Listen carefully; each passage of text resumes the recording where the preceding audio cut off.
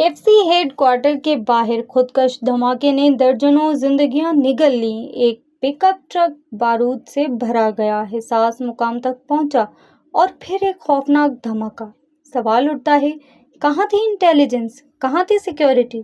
اعداد و شمار چونکا دینے والے ہیں۔ صرف 2025 کے 9 ماہ میں 901 پاکستانی دہشت گردی کا شکار ہو چکے ہیں۔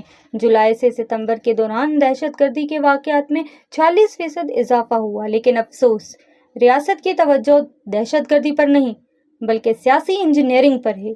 پی ٹی آئی کو توڑنے کی سازشیں، عمران خان کی رہائی پر سودے بازی، علی امین گنڈا پور کے دھماکہ خیز الزامات کے علیمہ خان کو MI6 سپورٹ دے رہے ہیں۔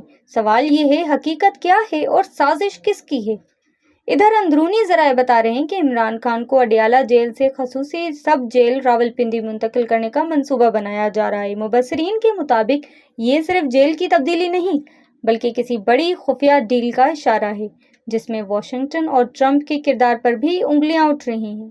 مگر سب سے بڑا سوال یہ ہے، جب بلوچستان اور خیبر پختونخوا لہو میں نہا رہے ہیں، تب ریاستی ادارے سیاسی کھیل کھیلنے میں کیوں مصروف ہیں؟ کیا یہ لاشوں پر سیاست ہے یا کسی بڑی گیم پلان کا حصہ؟ آنے والے دن پاکستان کے لیے خوفناک ہو سکتے ہیں۔